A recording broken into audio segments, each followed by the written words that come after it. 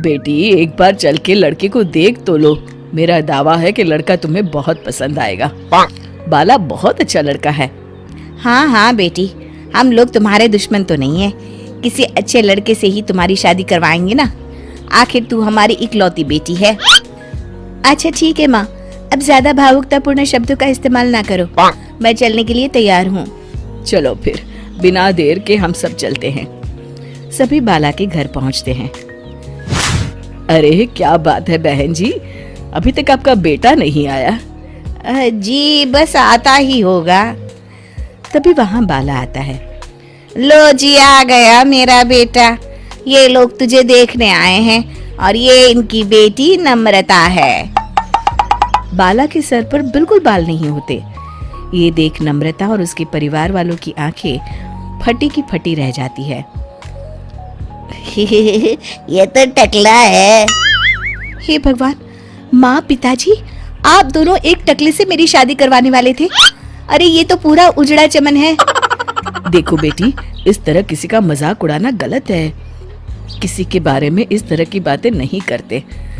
बालों का क्या है, वो तो आते जाते रहते हैं। लड़का टकला है तो क्या हुआ, इंजीनियर है, अच्छा खासा कमाता है। आप चुप रहिए जी। इसकी तरफदारी इसलिए कर रहे हैं क्योंकि आपके भी सर पर बाल नहीं है।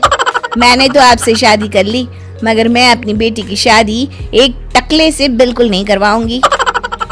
अरे ये क्या, कब से आप लोगों ने टकला टकला लगा रखा है? और माफ करना, तुम भी कोई हूर की परी नहीं हो।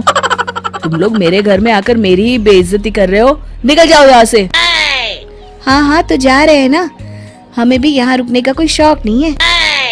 नम्रता और उसके परिवार वाले उठकर वहाँ से जाने लगते हैं। तभी नम्रता का छोटा भाई जाते जाते कहता है, टकला, तेरा बाप टकला।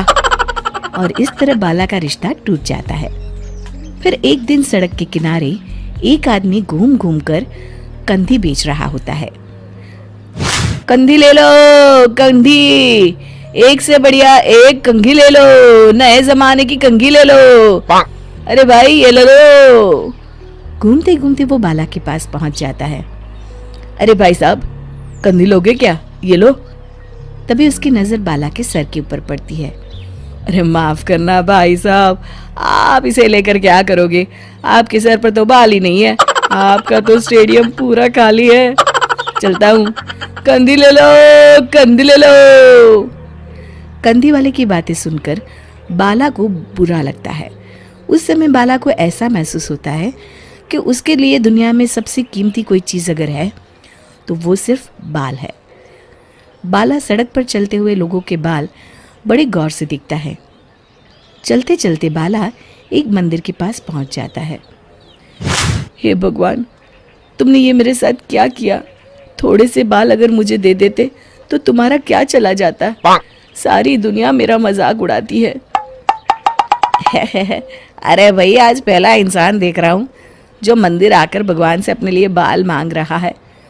बेटा, भगवान ने तुम्हें सब कुछ तो दिया है। अच्छी सेहत है, अच्छी नौकरी है। लगता है तुम्हारी तबीयत ठीक नहीं है। घर जाओ, सब ठीक हो जाएगा। बाला वहाँ से चला जाता है। घर पहुंचकर बाला खाना खाता है और अपने कमरे में सोने के लिए चला जाता है। फिर सुबह जब बाला सोकर उठता है तो आईने के सामने अपने आप को देखकर हैरान हो जाता है। बाला के सर पर एकदम घने बाल आ जाते हैं। बाला खुशी से झूम उठता है। अरे ये तो चमत्कार हो गया, मेरे सर पर बाल आ गए। लेकिन ये हुआ कैसे? दोस्तों, अगर आप इस कहानी का दूसरा भाग देखना चाहते हैं तो हमें कमेंट करके ज़रूर बताएं।